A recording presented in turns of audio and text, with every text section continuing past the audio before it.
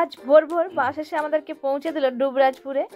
আর এখানে আমরা দেখব মামা ভাগ্নে পাহাড়।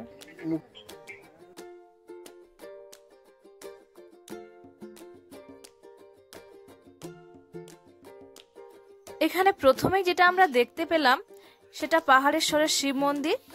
মন্দিরের সামনে রয়েছে পাহাড়েশ্বরের পার্ক। আমরা এত সকাল সকাল পৌঁছে গেছি যে মন্দির বা পার্ক কোনো কিছুই এখনো খোলেনি। ছোট ছোট টিলাগুলোকে পাশে রেখে আমরা উপরের দিকে উঠতে থাকলাম।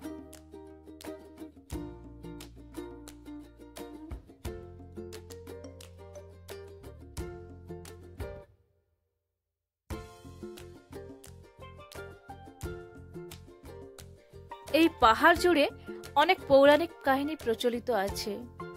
এই পাহাড়টি ছোট বড় অনেক টিলা দিয়ে গঠিত, কিন্তু অবাক করার বিষয় হলো এই পাহাড়ের আশেপাশে আর কোনো পাহাড় নেই। কথিত আছে রামায়ণে রামচন্দ্র যখন সীতা উদ্ধারে লঙ্কা যাত্রা করেন তখন হিমালয় থেকে সেতু বন্ধের জন্য পাথর আনা হচ্ছিল রথে করে, আর সেইখান থেকে কিছু পাথর পড়ে মামা ভাগ্নে পাহাড়ের সৃষ্টি হয়েছে। পাথরগুলো এমনভাবে রয়েছে যে দেখলে মনে হবে কেউ যেন একটা পাথরের ওপর আরেকটা পাথরকে সাজিয়ে রেখে গেছে।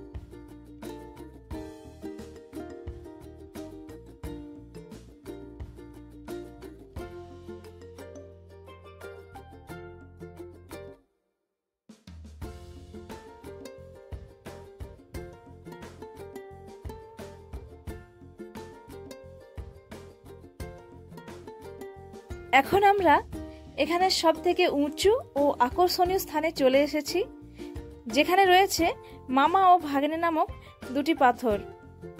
এখন সিঁড়ি দিয়ে আমরা উপরে উঠে যাচ্ছি।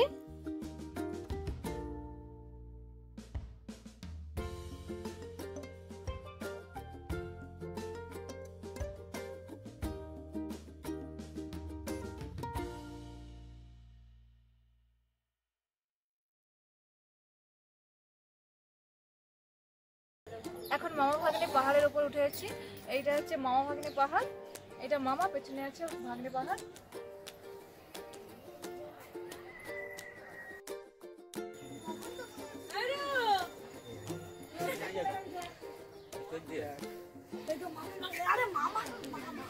আর এখান থেকে পুরো শহরটা দেখা যায়, দেখো।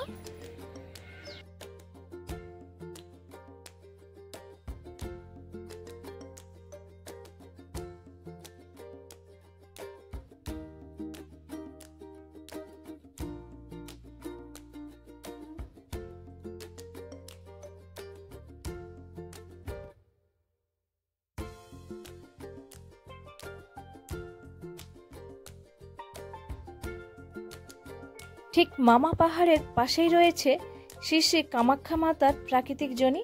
এটি প্রাকৃতিকভাবে তৈরি হয়েছে। রয়েছে কালী মাতার মূর্তি, যা মা শ্যামাঙ্গী নামে পূজিত হয়।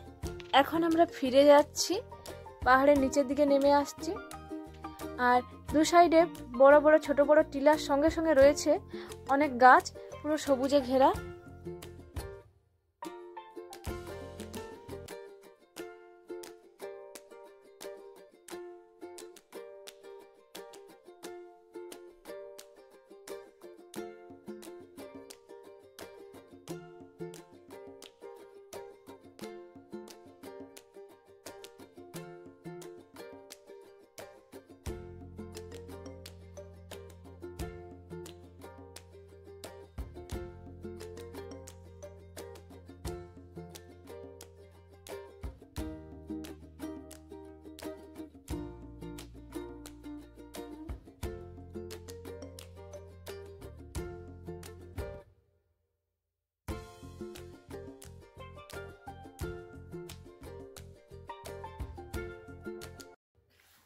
আজকের ভিডিওটা এখানে শেষ করলাম।